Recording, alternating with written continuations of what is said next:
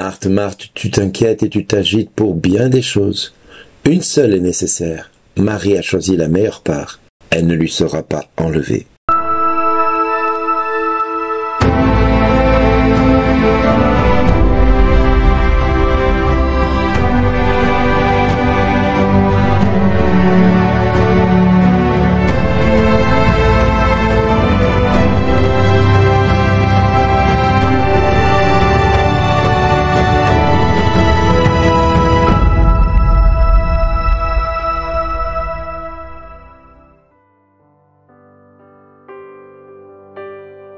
Bonjour les amis, nous avons aujourd'hui une histoire de famille qui nous est racontée.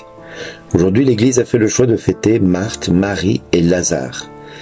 3 grands saints pour notre histoire à nous aujourd'hui, pour nous rappeler que nous sommes pleinement incarnés dans une vie de famille, dans une vie de société, où le côté social est très important. Marthe et Marie se sont plu à raconter à Luc, l'évangéliste, ce qui s'était passé dans leur famille, ce fameux jour où Jésus est venu leur rendre visite et où Marie s'était assise aux pieds de Jésus et écoutait Jésus et n'en avait rien à faire de tout ce qu'il fallait faire dans la maison pour que le maître se sente bien accueilli. Mais Marthe, elle, peut-être l'aînée des deux, s'agitait et faisait en sorte que tout se passe bien, que l'accueil se fasse bien, et que quelque part le maître soit bien reçu. Et nous avions Lazare qui, lui, frère des deux, était certainement lui aussi assis à côté de Jésus et l'écoutait et ne s'agitait pas non plus. La seule à s'être préoccupée de l'accueil, ce fut Marthe. Alors vous allez me dire, pourquoi cette histoire? Eh bien tout simplement parce que nous aussi, nous avons tous dans nos familles des événements, des histoires que nous pourrions raconter sur ce qu'un tel a dit ou sur ce qu'un tel a fait. Chaque fois que nous avons des événements dans nos familles, nous savons que ces événements sont là pour nous rappeler que nous sommes pleinement incarnés dans une société qui prône dans ce faire et ne faire que ce qu'il y ait à faire avant de penser à ce que nous devrions être pour plaire à Dieu. Marie avait choisi la meilleure part, c'est-à-dire d'être plutôt que de faire. Alors, est-ce que Marthe avait choisi un rang que Dieu dédaignait et critiquait? Pas du tout.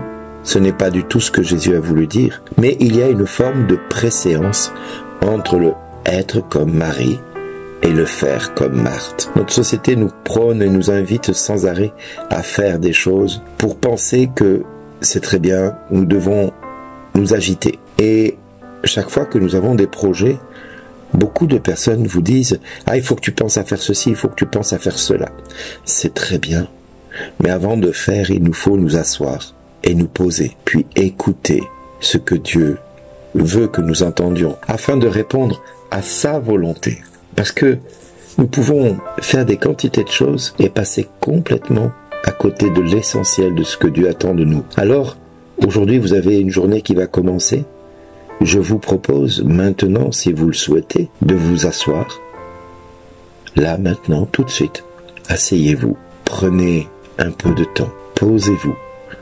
Et demandons à Dieu ensemble que cette journée se réalise, non pas comme nous avions pensé qu'elle se réalise, c'est-à-dire en faisant ceci ou cela dans la journée, parce que nous devons le faire.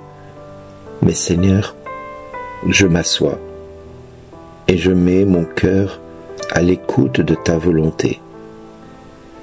Que ta volonté qui est déjà réalisée au ciel vienne se réaliser maintenant dans ma vie, aujourd'hui, pour que je puisse grandir dans l'amour et la sainteté, parce que ce sont les deux choses qui sont essentielles pour te plaire, l'amour et la sainteté.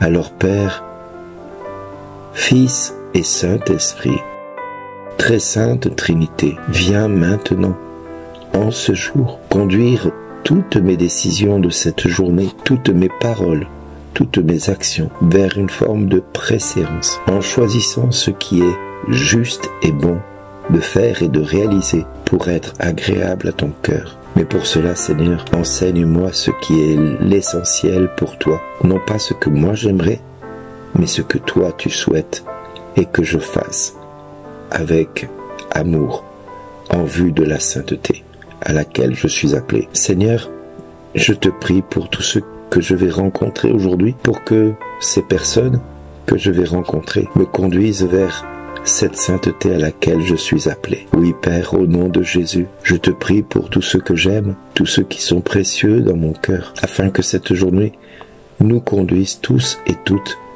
vers la sainteté à laquelle tu nous appelles. Oui, Seigneur, nous avons beaucoup de choses à faire aujourd'hui. J'en ai bien conscience. Mais avant de me mettre dans l'agitation de ce que le monde voudrait que je sois, je veux d'abord m'inquiéter de ton royaume, me soucier de ton royaume. Oui, Seigneur, que puis-je faire ou que puis-je être pour ton royaume, pour pouvoir faire ce que ton royaume a besoin que je sois et que j'accomplisse pour que celui-ci se réalise maintenant dans notre vie, à tous et à toutes. Oui, Seigneur, que ton royaume s'établisse dans ma vie aujourd'hui, qu'il fasse grandir en moi l'amour de mon prochain, qu'il fasse grandir en moi le pardon auprès de mon prochain, qu'il fasse grandir en moi le renoncement à telle ou telle addiction ou à telle chose que j'aurais tendance à faire au quotidien pour m'intéresser à ton royaume. Oui, Père, au nom de Jésus, libère-moi de ce qui m'empêche d'être tout à toi. Donne-moi, Seigneur, d'avoir qu'un seul cœur,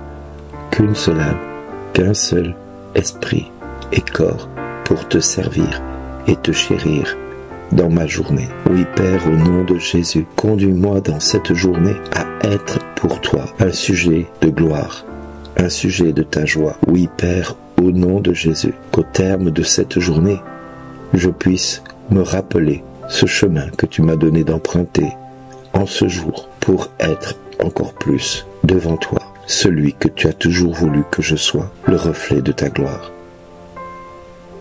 Père, je te prie et je te remercie de guider tous mes actes, toutes mes décisions, toutes mes pensées, et je te remercie de ce que je vais pouvoir accomplir en ton nom aujourd'hui pour que la sainteté grandisse dans mon quotidien et dans le quotidien de ceux que j'aime. Merci, Seigneur. Merci, Seigneur Jésus, pour tout ce que tu vas faire. Merci, Seigneur Jésus. En réponse à ce temps, Jésus nous dit merci d'exister.